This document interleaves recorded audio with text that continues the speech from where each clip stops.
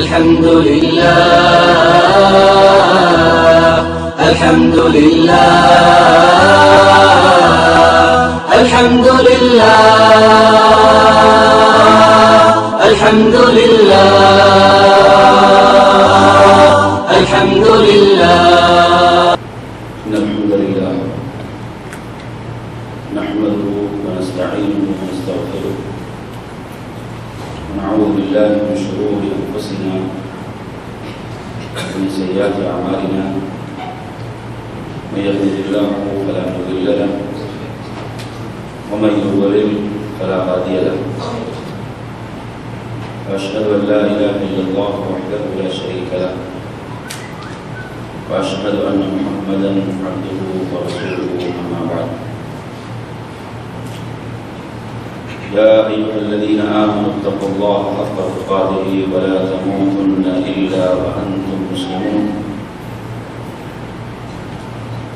يا أيها الناس اتقوا ربكم الذي خلقكم من نفس واحدة وخلق منها زوجها وبث منهما رجالا كثيرا ونساء واتقوا الله الذي تساءلون به والأرحام إن الله كان عليكم رقيبا.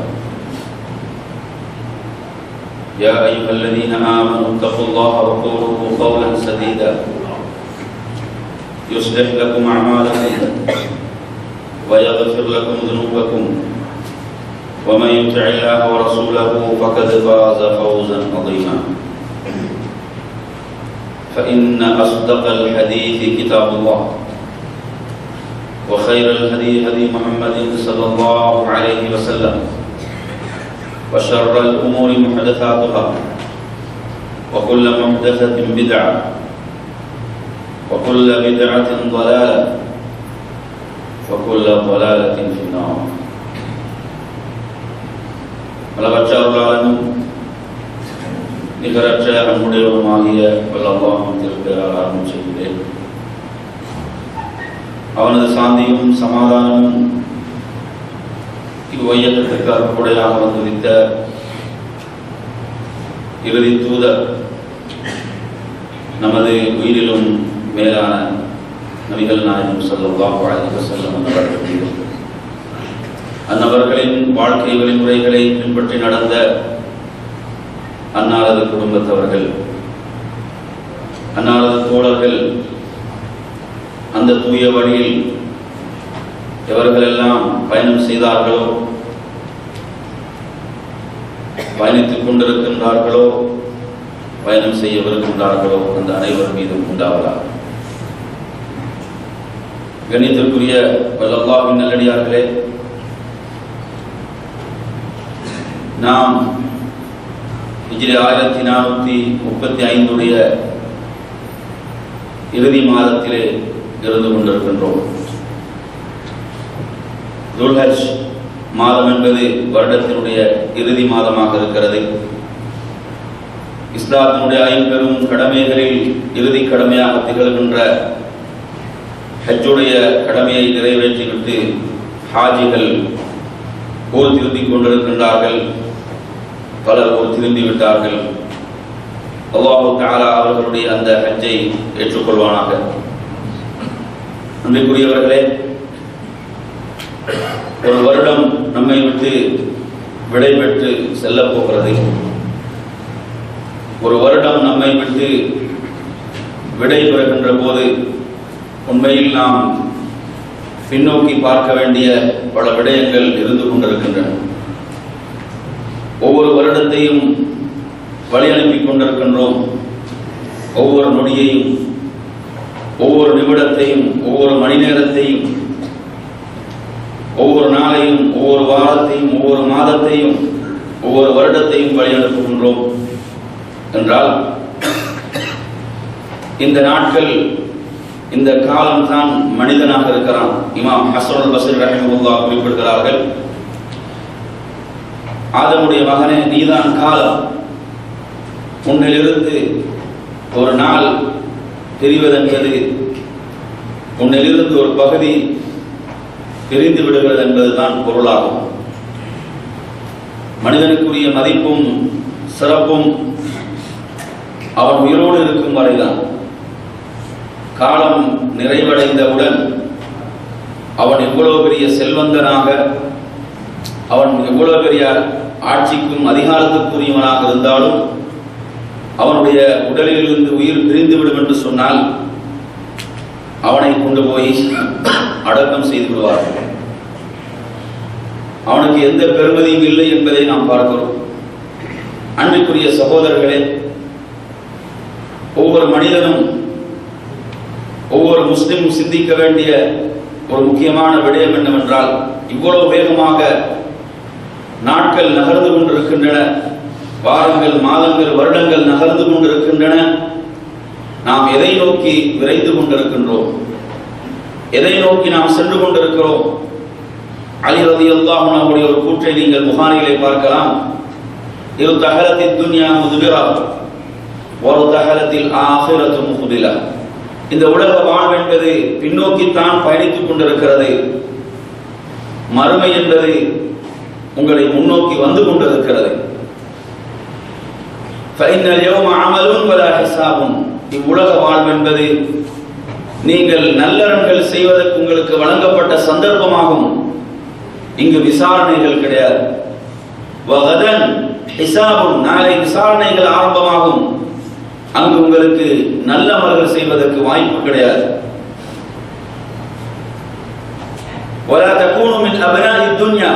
நீங்கள் துன்யாவுக்கு அடிமைப்பட்டவர்களாக மாறிவிடாதீர்கள்.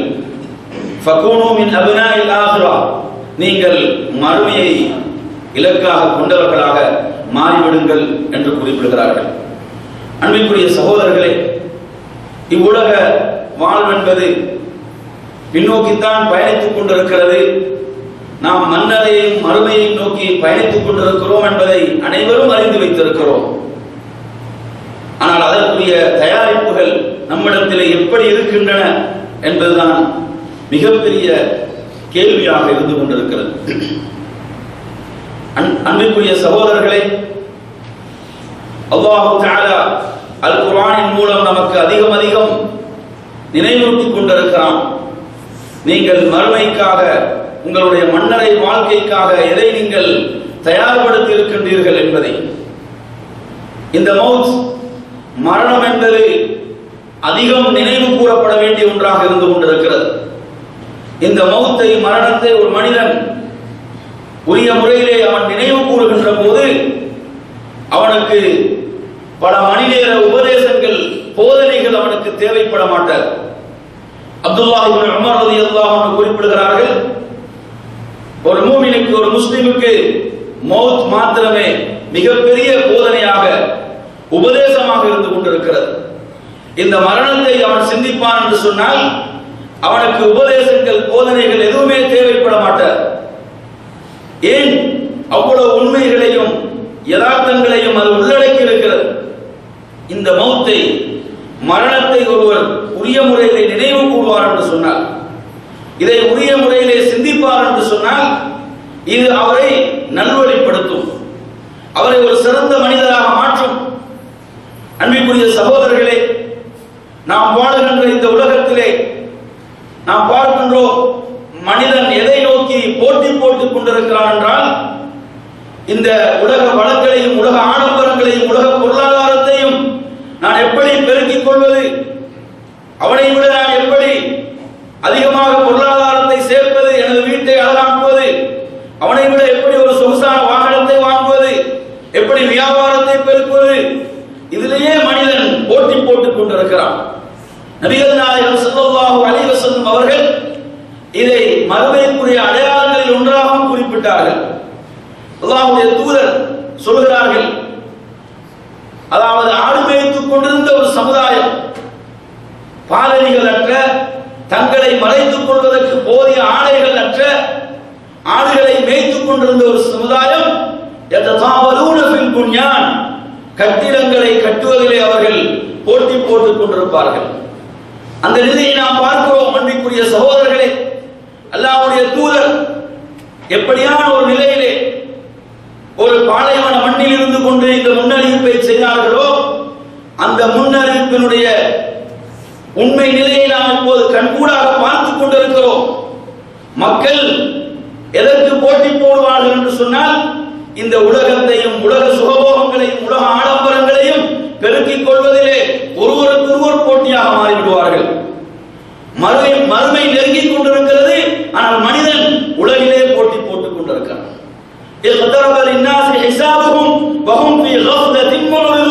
அல்லாஹ் சொல்கிறான், மனிதர்களுக்குரிய விசாரணை நெருங்கிவிட்டது. ஆனால் மனிதன் அலட்சியத்திலும் ஒரு வகையான மயக்கத்திலும் மனிதன் இருந்து கொண்டிருக்கிறான். அன்பிற்குரிய சகோதரர்களே, நாம் பார்க்கிறோம் இந்த நிலையை. அல்லாஹ்வுடைய தூதர் இன்னும் ஒன்றை சொன்னார்கள், வஃபித்னத்து உம்மதி அல்மால், என்னுடைய சமுதாயத்துக்குரிய சோதனை பொருளாதாரம் என்று சொன்னார்கள். உண்மையிலேயே இன்றைய இந்த நுகர்வு கலாச்சாரம் என்று நாம் சொல்கின்ற இந்த உலகிலே, அனைத்தும் விளம்பரமாக்கப்பட்டிருக்கக்கூடிய இந்த உலகிலே, மனிதன் ஒவ்வொன்றையும் விரும்பக்கூடியவனாக மாறுகிறான். ஏதாவது ஒன்று புதிதாக வந்துவிட்டால் அதை வாங்க வேண்டும் என்று அவனது உள்ளம் விரும்புகிறது. இப்படி பொருளாதார சோதனைக்கு மனிதன் உட்படுத்தப்பட்டுக் கொண்டிருக்கிறான். நறுமையான சகோதரர்களை, இவைகள் அனைத்தும் அவனுக்கு மரணத்தை மறக்கடிக்க செய்துவிட்டது. இந்த அனைத்தும் அவனை மரணத்தை மறக்கடிக்க செய்துவிட்ட ஒரு நிலைக்கு அவனை தள்ளிவிட்டது. அன்பிற்குரிய சகோதரர்களே, மரணம் அதிகம் அதிகம் நினைவு கூறப்பட வேண்டிய ஒன்றாக இருக்கிறது. நாம் வாழுகின்ற இந்த விஞ்ஞான உலகிலே வைத்தியத்துறை எவ்வளவுதான் முன்னேறிவிட்டாலும் மரணம் என்பது இந்த மனித குலத்துக்கு சவாலாகவே இருக்கிறது என்பதை அல் குர்ஆன் சொல்கிறது. நஹ்னு கத்தர்னா பைனகுமுல் மௌத் வமா நஹ்னு பிமஸ்பூகீன், நாம் தான் உங்களுக்கு மத்தியில் மரணத்தை நிர்ணயித்தோம், அதை எவர்களாலும் வெல்ல முடியாது என்று அல்லாஹ் சொல்றான். அதை எம்மை எவர்களாலும் ஜெயிக்க முடியாது, வெல்ல முடியாது என்று அல்லாஹ் பிரகடனப்படுத்துகிறான். இன்றைய வைத்தியத்துறை எவ்வளவு சாதனைகளை செய்துவிட்டாலும், மனித உடலில் உள்ள ஒவ்வொரு நோய்களையும் துல்லியமாக அவைகள் கண்டுபிடித்து விட்டாலும், மனிதன் ஒரு நோயற்ற வாழ்வை வாழ முடியுமே தவிர அல்லாஹ் எழுதிவிட்ட அஜலில் ஒரு நொடியையும் பின்படுத்த முடியாது. நறுமையான சகோதரர்களே, இந்த முன்னேற்றங்கள் அனைத்தும் அவன் ஆரோக்கியமாக வாழ்வதற்குரியதை தவிர அல்லாஹ் எழுதிவிட்ட அஜல், அதில் ஒரு நொடியையும் பின்படுத்துவதற்கு இது சக்தி பெற மாட்டார். இதை நாம் விளங்க வேண்டும். அன்பிற்குரிய சகோதரர்களே, அல்லாஹ் தஆலா அல் குர்ஆனிலே இதை சொல்கிறான், நாம் தான் உங்களுக்கு மத்தியில் மரணத்தை நிர்ணயித்தோம், அதை எவர்களாலும் முந்தவோ ஜெயிக்கவோ வெல்லவோ முடியாது என்று சொல்கிறான். எனவே நறுமையான சகோதரர்களே, இந்த மௌத்தை மரணத்தை எதிர்பார்த்தவனாகத்தான், எதிர்பார்த்த நிலையில் தான் ஒரு மூமினுடைய வாழ்க்கை அமைய வேண்டும். ஒரு மூமினுடைய வாழ்வு என்பது எப்போதும் மரணத்தை எதிர்பார்த்ததாகவே இருக்க வேண்டும். ஏனென்றால் மூமின் நம்பிக்கொண்டிருக்கக்கூடிய ஒரு மூமினுடைய நம்பிக்கை அந்த மறுமை வாழ்க்கை தான். அதுதான் நிலையான வாழ்க்கை. அந்த வாழ்க்கைக்கு நான் செல்ல வேண்டும் என்றால் நான் மரணித்தாக வேண்டும். நான் பர்சக், அந்த மன்னரை வாழ்க்கைக்கு நான் சென்றாக வேண்டும். அதை கடந்துதான் நான் சுவர்க்கத்துக்கு செல்ல வேண்டியிருக்கிறது. இதை உறுதியாக நம்புகின்ற ஒரு மூமினுடைய வாழ்க்கையில் மரணம் என்பது எதிர்பார்க்கப்பட்ட ஒன்றாகவே இருக்க வேண்டும். அருமையான சகோதரர்களே, நபிகள் நாயகம் ஸல்லல்லாஹு அலைஹி வஸல்லம் அவர்கள் மரணப்படுக்கையிலே இருக்கிறார்கள். உலகத்தை விட்டு பிரிவதற்கு இன்னும் சில மணி நேரங்கள் தான் எஞ்சி இருக்கின்றன. அல்லாஹ்வுடைய ரசூல் ஸல்லல்லாஹு அலைஹி வஸல்லம் அவர்கள் தனது அருமை மகளை அழைக்கின்றார்கள். அவரை அழைத்து வர ஆள் அனுப்புகின்றார்கள். ஃபாத்திமா ரலியல்லாஹு அன்ஹா வருகின்றார்கள். நபிகள் நாயகம் ஸல்லல்லாஹு அலைஹி வஸல்லம் அவர்கள் மரணம் படுக்கையிலே இருக்கக்கூடிய அந்த நேரத்திலே ரகசியமாக ஏதோ சில வார்த்தைகளை அவருடைய காதுகளிலே சொல்கின்றார்கள். அந்த நேரத்திலே அவருடைய கண்களிலிருந்து கண்ணீர் வடிகின்றது. ஃபாத்திமா ரலியல்லாஹு அன்ஹா அவர்கள் அழுகின்றார்கள். அதற்கு பிறகு மறுபடியும் சில வார்த்தைகளை சொல்கின்றார்கள். அந்த நேரத்திலே சிரிக்கின்றார்கள். அன்பிற்குரிய சகோதரர்களே, புகாரிலே இடம்பெறுகின்ற செய்தி, ஃபாத்திமா ரலியல்லாஹு அன்ஹா அவர்கள் இதை பற்றி சொல்கிறார்கள். அவர்கள் அழுத காரணத்தையும் சிரித்த காரணத்தையும் சொல்கிறார்கள். ஸல்லல்லாஹு அலைஹி வஸல்லம் அவர்கள் அந்த அருமை தந்தை என்ன சொல்கிறார்கள் தெரியுமா? நான் இந்த நோயுடைய நிலை, இந்த நிலையிலே நான் இந்த உலகத்தை விட்டு நான் பிரிய போகின்றேன், எனக்கு இதில் குணம் கிடைக்க மாட்டாது என்பதைத்தான் நபிகள் நாயகம் ஸல்லல்லாஹு அலைஹி வஸல்லம் அவர்கள் முதலாவதாக சொன்னார்கள். இந்த வார்த்தைகளை அவர்களால் தாங்கிக் கொள்ள முடியவில்லை. அவர்கள் அழுதார்கள். அருமையான சகோதரர்களே, இன்று பல பிள்ளைகள் பெற்றோர்களுடைய மரணத்தை எதிர்பார்த்திருக்கின்றன. ஏன்? சொத்துக்களை பிரித்துக் கொள்வதற்கு. இப்படியான ஒரு உலகிலே வாழ்ந்து கொண்டிருக்கிறோம். நாம் வாழ்கின்ற உலகம் இவ்வளவு பயங்கரமானது. சொத்துக்களை பிரித்துக் கொள்வதற்காக எப்போது இவன் செல்வான், எப்போது இவன் மரணிப்பான் என்று எதிர்பார்த்திருக்கக்கூடிய குழந்தைகளுக்கு தந்தையுடைய மரணம் கவலை அளிக்க மாட்டார். அன்பிற்குரிய சகோதரர்களே, அதற்கு பிறகு நபிகள் நாயகம் ஸல்லல்லாஹு அலைஹி வஸல்லம் அவர்கள் இரண்டாவதாக சொன்ன விஷயம், அதற்கு சிரித்தார்களே, அது என்ன? அவர்கள் சொன்னார்கள், நீதான் என்னை முதலாவது வந்து சந்திக்கக்கூடியவர்களில் நீதான் முதலிலே இருப்பீர். அதாவது இந்த உலகத்தை விட்டு பிரியக்கூடியவர்களில் எனது குடும்பத்தில் நீதான் முன்னணியிலே இருக்கின்றீர். மரணத்தை முன்னறிவிப்பு செய்கிறார்கள். மிக அவசரமாக விரைவாக நீங்கள் மரணித்து விடுவீர்கள் என்று சொல்கிறார்கள். இதற்கு யாராவது சிரிப்பார்களா? அருமையான சகோதரர்களே, மரணத்தை கண்டு விரண்டோடி கொண்டிருக்கிறோம். இந்த மரணத்தை முன்னறிவிப்பு செய்த போது நீங்கள் விரைவாக மரணிக்கக்கூடியவர்களில் இருப்பீர் என்று சொன்ன போது அவர்கள் சிரித்தார்கள் என்று சொன்னால் இது நமக்கு உணர்த்த வேண்டியது என்ன? மூமின் எப்போதும் மரணத்தை எதிர்பார்த்தவனாகவே தனது வாழ்வை அமைத்துக் கொள்ள வேண்டும். அன்பிற்குரிய சகோதரர்களே, நபிகள் நாயகம் ஸல்லல்லாஹு அலைஹி வஸல்லம் அவர்கள் ஒரு முறை சொல்கிறார்கள், எந்த ஒரு முஸ்லிமாக இருந்தாலும் அவனோடு அவனது வசியத் என்பது, அவனோடு இருக்கக்கூடிய நிலையிலே அவன் 2 இரவுகளை அல்லது 3 இரவுகளை ஒரு முஸ்லிம் கழிக்க வேண்டும். ரசூலுல்லாஹி ஸல்லல்லாஹு அலைஹி வஸல்லம் சொல்கிறார்கள், அப்படி இல்லை என்றால் அது ஒரு முஸ்லிமுக்கு தகுதியானது அல்ல. ஒரு முஸ்லிமோடு தனது வசியத் என்று சொன்னால் அவர் எழுதி வைப்பார். அவர் இறுதியாக எதை எழுதி வைப்பாரோ, தனக்கு விருப்பங்கள், ஆசைகள், மரணத்துக்கு பிறகு எப்படியெல்லாம் சொத்துக்கள் பிரிய வேண்டும். வாரிசுகளுக்கு வசியத்து கிடையாது. வாரிசு அல்லாதவர்களுக்கு, உங்களுக்கு தெரியும், ஸஅத் இப்னு அபீ வக்காஸ் ரலியல்லாஹு அன்ஹு அவர்கள் வசியத்தை அல்லாஹ்வுடைய ரசூலிடம் சொன்னபோது அவர்கள் 3இல் 1 என்று சொன்னார்களே. எனவே அன்பிற்குரிய சகோதரர்களே, 3இல் 1 4இல் 1 ஒரு வசியத்தாக தனது சொத்துக்கள் இருந்து எழுதலாம். இந்த வசியத்தை ஒருவருடைய தனது படுக்கைக்கு கீழ் அதோடு 2 இரவுகள் கழிப்பது என்பது ஒரு முஸ்லிமுக்கு இருக்க வேண்டிய பண்பாக அல்லாஹ்வுடைய தூதர் சொன்னார்கள்.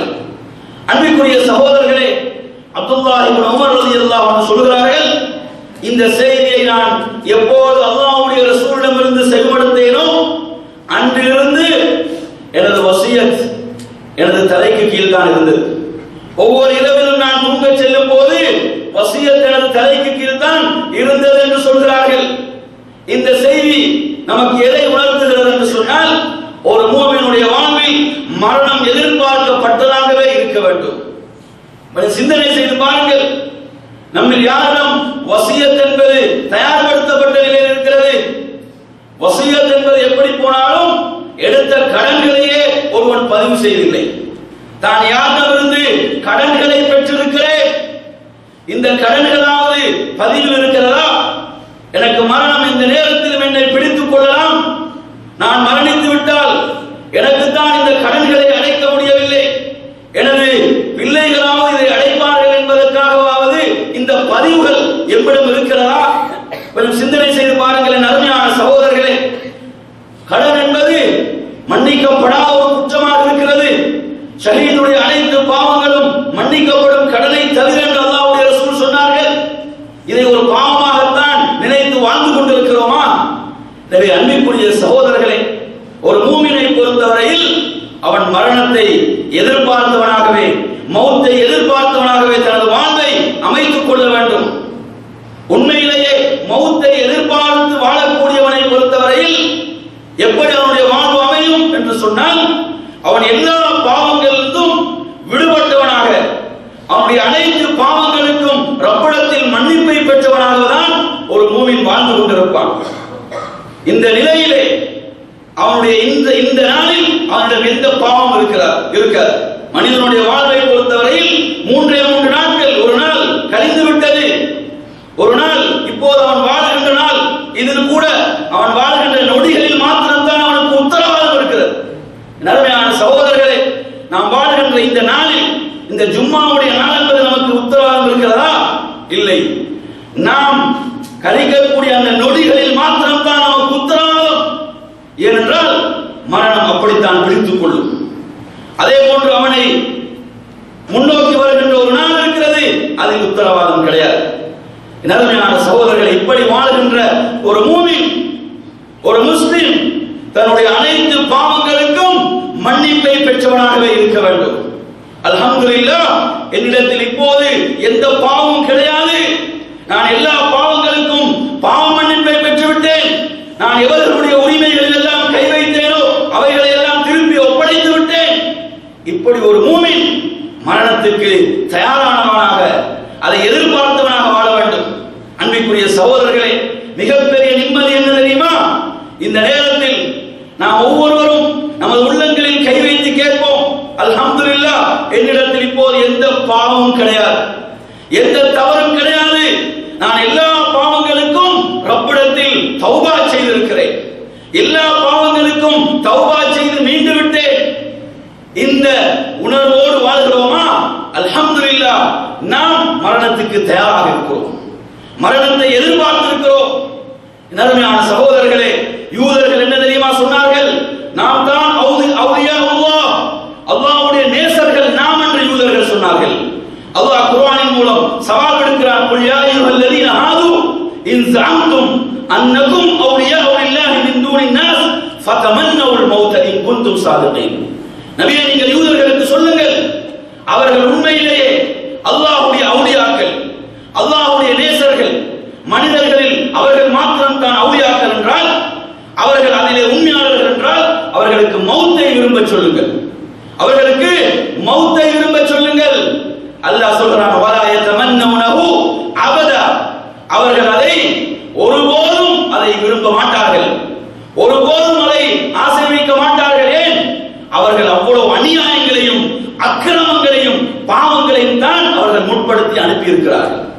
அந்த பாவங்கள், அக்கிரமங்கள் ஒருபோதும் அவர்களை மௌத்தை விரும்ப செய்யாது. அருமையான சகோதரர்களை, இப்படி ஒரு மூமினுடைய வாழ்க்கை இருக்கக்கூடாது. ஒரு மூமின் எப்போதும் மௌத்தை எதிர்பார்த்தவனாக வாழ வேண்டும் என்றால் அவனுடைய எல்லா பாவங்களுக்கும் தௌபா செய்தவனாக. இன்று வேதனை என்ன தெரியுமா?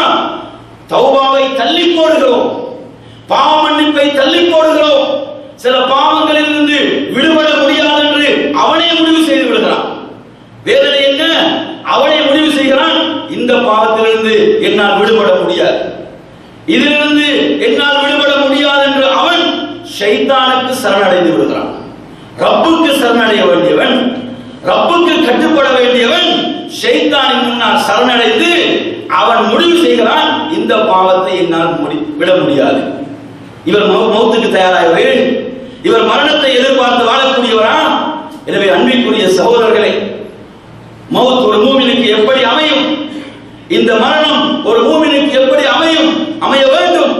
முஸ்லிமிலே வருகின்ற இந்த துஆ, நாம் ஒவ்வொருவரும் இந்த துஆவை மரணமிட்டு ஓதி வர வேண்டிய அளவுக்கு ஒரு முக்கியமான துஆ, அவ்வளவு பொருள்களை உள்ளடக்கி இருக்கக்கூடிய துஆ.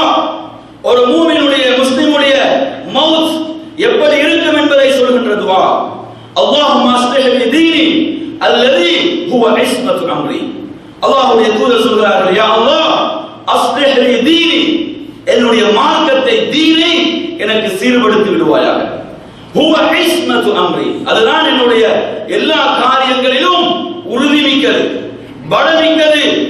அன்பிற்குரிய சகோதரர்களே, நம்மிடத்தில் தீனுக்குரிய முக்கியத்துவம் என்ன? நமக்கு ஒரு தொழில் வாய்ப்பு வருகிறது என்று சொன்னால் அந்த தொழில் வாய்ப்பில் தீனுக்கு எந்த பாதிப்பு வந்தாலும் பிரச்சனை கிடையாது. தொழில், அதனுடைய செலவு, அதிலே வருகின்ற வசதிகள், அவைகளைத்தான் நான் பார்க்கின்றானே தவிர இதனால் தீனுக்கு எவ்வளவு பாதிப்புகள் ஏற்படுகின்றன, அவைகளை அவர் பொருட்படுத்த தயாரில்லை. நறுமையான சகோதரர்கள், இதுதான் லட்சணம். தீனுக்கு இதுதான் கொடுக்கப்படுகின்ற இடம். நறுமையானவர்கள், அல்லாஹ்வுடைய தூதர் முதலாவது கேட்கிறார்கள், யா அல்லாஹ், தீனை எனக்கு அதை சீராக்கித்தார், அதுதான் உறுதிமிக்கது. அதற்கு பிறகு அல்லாஹும்ம அஸ்லிஹ் லி தீனி அல்லதி ஹுவ இஸ்மத்து அம்ரி வாஸ்லிஹ் லி துன்யாய அல்லதி ஃபீஹா மஆஷி. இரண்டாவது துன்யாவை கேட்கிறார்கள். நான் வாழ்கின்ற இந்த உலக வாழ்க்கையை எனக்கு சீர்படுத்தித்தார். முதலாவது தீன், இரண்டாவது தான் துன்யா. வாஸ்லிஹ் லி ஆখিরাতি அல்லதி ஃபீஹா மஆதி. மறுமையை நோக்கி நான் பயணித்துக் கொண்டிருக்கிறேன், அதுதான் எனது தங்குமிடம்.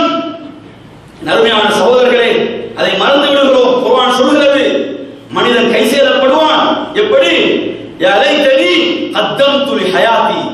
குர்ஆன் சூரத்துல் ஃபஜ்ருடைய இறுதி வசனங்களை படித்து பாருங்கள். மனிதன் கை சேதப்படுவான், எனது வாழ்க்கைக்காக நான் முற்படுத்தியவைகள் எல்லாம் மோசமானவைகளாக ஆகிவிட்டது. அங்கு மனிதன் சொல்லுவான் லி ஹயாதி, எனது வாழ்க்கைக்காக. ஏன்? அங்கு போனா இது வாழ்க்கையே கிடையாது. இவன் வாழ்ந்த 50-60 வருடங்கள் ஒன்றுமே இல்லை. அல்லாஹ் தஆலா அங்கே சொல்வான், கம் லபித்தும், எவ்வளவு காலம் பூமியில வாழ்ந்தீர்கள்? யௌமன் அவ் பஅத, ஒரு நாள் அல்லது ஒரு நாளுடைய சில பகுதிகள். நறுமையான சகோதரர்களே, அவன் மறுமையோடு ஒப்பிடும்போது அவனுக்கு தெளிவாகிவிடும். அவன் போதையிலிருந்து மயக்கத்திலிருந்து தெளிவு பெற்று விடுவான். அல்லாஹ் கேட்கிறான், ஃபஅன்னா லஹு திக்ரா, அப்போது அவன் தெளிவு பெற்று ஏதாவது பயன் இருக்கிறதா? யகூலு யா லைதனி, அவன் சொல்வான் கை சேதப்பட்டவனாக, கத்தம்து லி ஹயாதி, எனது வாழ்க்கைக்காக நான் முற்படுத்தியவைகள் அனைத்தும் பாவங்களாக மோசமானவைகளாக மாறிவிட்டனவே என்று கை சேதப்பட போகிறான். என் அருமையான சகோதரர்களே, வாஸ்லிஹ் லி ஆখিরাতি அல்லதி ஃபீஹா மஆதி, நான் எனது தங்குமிடம், எனது வாழ்க்கை, அந்த மறுமையை எனக்கு சீராக்கித்தார். அடுத்து என்ன? வஜ்அலில் ஹயாத ஜியாதத்தன் லி ஃபீ குல்லி கைர். இந்த உலக வாழ்க்கையை, எனது வாழ்க்கையை நீ நன்மைகளை கொண்டு எனக்கு அதிகப்படுத்தி தந்து விடுவாயாக. இந்த உலக வாழ்க்கையிலே நன்மைகள், எங்கெல்லாம் நன்மைகள் இருக்கின்றனவோ அதன் பக்கம் முந்தி செல்ல வேண்டும். நன்மைகளின் பக்கம் வேகமாக செல்ல வேண்டும். நன்மைகளை அதிகப்படுத்த வேண்டும். வஜ்அலில் ஹயாத ஜியாதத்தன் லி ஃபீ குல்லி கைர்.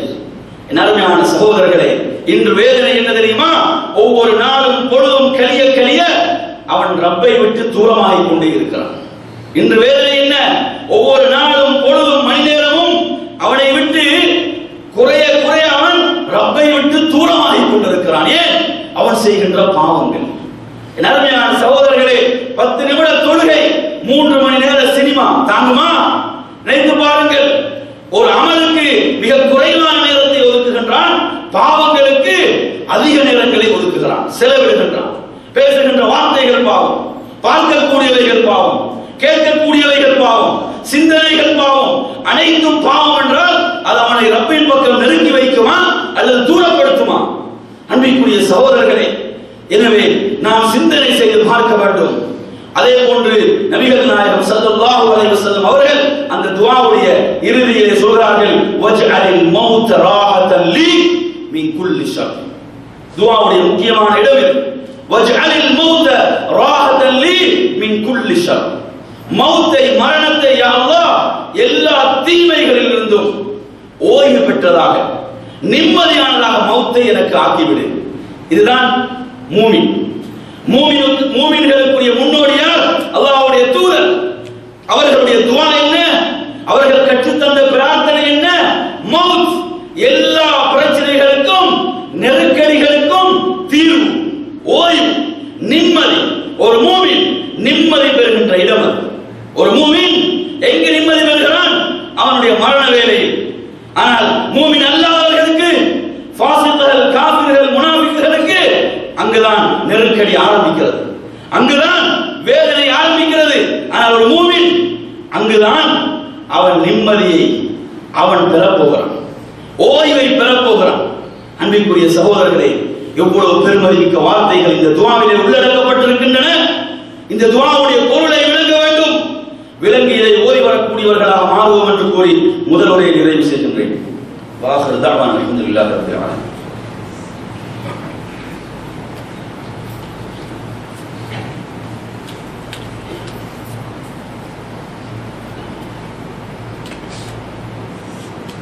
அல்ஹம்துலில்லாஹி ரப்பில் ஆலமீன் வஸ்ஸலாத்து வஸ்ஸலாமு அலா அஷ்ரஃபில் அன்பியா வல் முர்சலீன் நபியினா முஹம்மதின் வ அலா ஆலிஹி வ ஸஹ்பிஹி அஜ்மஈன். அன்பிற்குரிய சகோதரர்களே, மூமின் மரணத்தை எதிர்பார்த்தவனாக வாழ்கின்ற ஒரு மூமினை பொறுத்தவரையில் மௌத் அவனுக்கு ஒரு நிம்மதியாக ஓய்வாக அமையும் என்பதை இந்த செய்தி ஹதீஸ் நமக்கு சொல்கிறது. நபிகள் நாயகம் ஸல்லல்லாஹு அலைஹி வஸல்லம் அவர்கள் குறிப்பிட்டார்கள், ஒரு மூமின் அவனுடைய ஜனாசா மண்ணறையிலே கொண்டு போய் வைக்கப்படுகிறது என்று சொன்னால் அவனுக்கு அங்கு கேட்கப்படுகின்ற கேள்விகள் அனைத்துக்கும் அவன் பதிலளிப்பான். அதற்கு பிறகு அவனுக்கு சொல்லப்படுவதெல்லாம் நம் கனவுமத்தில் அவுஸ், ஒரு புது மாப்பிள்ளை எப்படி தூங்குவாரோ அது போன்று தூங்குமாறு தான் கட்டளையிடப்படும். அருமையான சகோதரர்களை, கொஞ்சம் சிந்தனை செய்து பாருங்கள். எந்த ஒரு பிரச்சனையும் இருக்காது, நோய் இருக்காது, நொடி இருக்காது, இபாதத் செய்ய வேண்டியதில்லை, வணக்க வழிபாடுகள் இல்லை, எதுவும் இல்லை, எந்த கட்டளைகளும் இல்லை, எந்த ஏவல்களும் இல்லை, விலக்கல்களும் இல்லை. அவன் ஒரு புது மாப்பிள்ளை எப்படி தூங்குவானோ அது போன்று அவனுக்கு தூங்குமாறு பணிக்கப்படும் என்று சொன்னால் இது மூமினுக்கு ஓய்வா இல்லையா?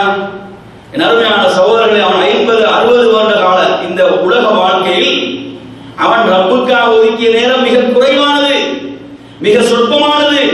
ஆனாலும் அவனுக்கு மண்ணறையிலே சொல்லப்படும் நிம்மதியாக தூங்கு, திரும்ப எழும்பும் வரைக்கும். இப்ப நீங்க எடுத்தீங்க, உலகத்துல தூங்க முடியல, மொபைல் சத்தம் கேட்குது, அந்த பிரச்சனை இந்த பிரச்சனை, எத்தனையோ பிரச்சனைகள். நிம்மதியாக தூங்க முடியுதா? நோயுடைய பிரச்சனைகள். ஆனால் மண்ணறையில் அவன் நிம்மதியாக தூங்குவான். எதுவரை? அவன் மறுபடியும் எழுப்பப்படுகின்ற வரை. இதை நாம் விரும்புவோமா விரும்ப மாட்டோமா? அன்பிற்குரிய சகோதரர்களே, அதனால் தான் ஒரு மூமின் மரணித்தவுடன் என்ன சொல்வான் தெரியுமா? கத்திமூனி, என்னை அவசரமாக கொண்டு போய் அடக்குங்கள், தாமதப்படுத்தாதீர்கள் என்று சொல்வான். அருமையான சகோதரர்களே, நபிகள் நாயகம் ஸல்லல்லாஹு அலைஹி வஸல்லம் அவர்களுடைய மரண வேளையிலே அனஸ் ரலியல்லாஹு அன்ஹு ரிவாயத் செய்யக்கூடிய செய்தியை நீங்கள் புகாரியிலே பார்க்கலாம். அல்லாஹ்வுடைய தூதர் அந்த நோயுடைய அகோரத்தால் மயக்கமுற்று விடுகிறார்கள், வேதனையிலே துடித்துக் கொண்டிருக்கிறார்கள். ஃபாத்திமா ரலியல்லாஹு அன்ஹா பக்கத்திலே இருக்கிறார்கள். அந்த நேரத்திலே வா கர்பா என்று சொல்கிறார்கள், எனது தந்தைக்கு பிடித்த வேதனையே என்று கவலைப்படுகிறார்கள். எனது தந்தைக்கு பிடித்த வேதனையே என்று சொல்லி அவர்கள் கவலைப்படுகிறார்கள். அவர்கள் சத்தமிட்டு சொல்கிறார்கள். அந்த நேரத்திலே நபிகள் நாயகம் ஸல்லல்லாஹு அலைஹி வஸல்லம் அவர்கள் சொன்ன வார்த்தைகள் என்ன தெரியுமா? ஃபகால லஹா லைஸ அலா அபீக கர்புன் பஅதல் யௌம், எனது அருமை மகளே, உமது தந்தைக்கு இன்றைக்கு பிறகு எந்த வேதனையும் கிடையாது. இதுதான் வேதனையுடைய கடைசி நாள், இதுதான் வேதனையுடைய இறுதி நாள். இன்றோடு உமது தந்தைக்கு எல்லா வேதனைகளும் முடிவடைந்து விட்டது. அன்பிற்குரிய சகோதரர்களே, நபிகள் நாயகம் ஸல்லல்லாஹு அலைஹி வஸல்லம் அவர்கள் மரணிக்கக்கூடிய இறுதி நேரத்தில் கூட அவர்கள் பிரார்த்தித்த வார்த்தைகள், அல்லாஹும்ம ஃபிர்லி வர்ஹம்னி வஅல்ஹிக்னி பிர்ரஃபீகில் அலா, யா அல்லாஹ், என்னை மன்னிப்பாயாக, எனக்கு அருள் புரிவாயாக, அந்த உயர்ந்த நட்போடு என்னை சேர்த்து விடுவாயாக. அதான் உயர்ந்த நட்பு, அது ரப்போடு, ரப்பை நெருங்கிய அடியார்களோடு, வானவர்களோடு, நபிமார்களோடு உள்ள நட்பாக அது இருக்கிறது. அன்பிற்குரிய சகோதரர்களே, ஒரு மூமினுடைய வாழ்க்கையிலே மரணம் என்பது எதிர்பார்க்கப்பட்ட ஒன்று, அதற்கு அவன் தயாராகவே இருக்கிறான். அதனால் தான் நபிகள் நாயகம் ஸல்லல்லாஹு அலைஹி வஸல்லம் சொன்னார்கள், யாருடைய மரண செய்தி உங்களுடைய நெருங்கிய உறவினராக இருக்கலாம், எவர்களாக இருந்தாலும் நீங்கள் என்ன செய்யக்கூடாது? ஓலமிட்டு அழக்கூடாது, உங்களுடைய ஆடைகளை கிழித்துக் கொள்ளக்கூடாது, நீங்கள் உங்களுடைய முகங்களை மண்ணிலே அடித்துக் கொள்ளக்கூடாது. ஏன்? மரணத்தை ஒரு மூமின் எதிர்பார்த்திருக்கிறான். கண்களிலிருந்து கண்ணீரை வடிக்கலாம், உள்ளத்திலிருந்து கவலை கொள்ளலாம் அந்த பிரிவுக்காக. ஆனால் மூமின் மரணத்தை எதிர்பார்த்தவனாகவே வாழ்ந்து கொண்டிருக்கிறான். நபிகள் நாயகம் ஸல்லல்லாஹு பேர பிள்ளை, பேர குழந்தையுடைய மரணம். அந்த நேரத்திலே மகளார் செய்தி அனுப்புகிறார்கள், பேர பிள்ளை வேதனையிலே துடித்துக் கொண்டிருக்கிறது. அல்லாஹ்வுடைய தூதர் என்ன வார்த்தைகளை தெரியுமா சொல்லி அனுப்பினார்கள்? இன்ன லில்லாஹி மா அஹல் வ லஹு மா ஆதா வ குல்லு ஷைஇன் இன்தஹு பி அஜலின் முஸம்மா ஃபல்தஸ்பிர் வல் தஹ்தசிப். அவன் எடுத்துக்கொண்டது அவனுக்குரியது. அவன் எதை எடுத்துக்கொண்டானோ அவன் அவனுக்குரியதை தான் எடுத்துக்கொண்டான். வ லஹு மா ஆதா, எதை அவன் தந்தானோ அதுவும் அவனுக்குரியது, தந்ததும் அவனுக்குரியது, எடுத்ததும் அவனுக்குரியது. வகுல்லு ஷைஇன் இன்தஹு பிஅஜலின் முஸம்மா, ஒவ்வொன்றும் அவனிடத்தில் ஒரு குறிப்பிட்ட தவணைக்கு தான், ஒவ்வொன்றுக்கும் அவன் காலத்தை நிர்ணயித்து வைத்திருக்கிறான், அதுவரைதான். ஃபல்தஸ்பிர், எனவே பொறுமையோடு இருப்பீராக, மகனுக்கு ஆறுதல் சொல்கிறார்கள். வல்தஹ்தசிப், ரப்பிடத்திலே கூலியை எதிர்பார்த்திருப்பீராக. இதுதான் மூமின் மரணத்தை எதிர்கொள்கின்ற விதம். எனவே அன்பிற்குரிய சகோதரர்களே, நமது வாழ்க்கை மரணத்தை எதிர்பார்த்த வாழ்க்கையாக அமைய வேண்டும் உண்மையாக. அப்படி என்றால் நாம் பாவங்களிலிருந்து விடுபட்டவர்களாக, அனைத்து பாவங்களுக்கும் தௌபா செய்தவர்களாக, அல்ஹம்துலில்லாஹ் இந்த நொடியில் இந்த நிமிடத்தில் என்னிடம் எந்த பாவமும் கிடையாது, நான் அனைத்து பாவங்களுக்கும் தௌபா செய்திருக்கிறேன் என்றால் மௌத்துக்கு தயார். கஃன் புடவை வாங்குவதல்ல என் அருமையான சகோதரர்களே, மரணத்துக்கு நான் தயார் என்றால் என்னிடம் எந்த பாவமும் கிடையாது, நான் ரப்புக்கு கட்டுப்பட்டவனாக இருக்கிறேன். நாம் தூய்மையான உள்ளத்தோடு ரப்பிடம் தௌபா செய்து விட்டால் நமக்கு என்ன செய்து விடுகிறது? மன்னிப்பு கிடைத்து விடுகிறது. எனவே அன்பிற்குரிய சகோதரர்களே, நமது வாழ்க்கை மரணத்தை எதிர்பார்த்த ஒரு வாழ்க்கையாக நமது வாழ்வை அமைத்துக் கொள்வோம் என்று கூறி எனது இரண்டாவது உரையை நிறைவு செய்கின்றேன். வாஹிரு தஅவானா அல்ஹம்துலில்லாஹி ரப்பில் ஆலமீன். அல்ஹம்துலில்லாஹ் அல்ஹம்துலில்லாஹ் அல்ஹம்துலில்லாஹ் அல்ஹம்துலில்லாஹ் அல்ஹம்துலில்லாஹ் அல்ஹம்துலில்லாஹ் அல்ஹம்துலில்லாஹ் அல்ஹம்துலில்லாஹ்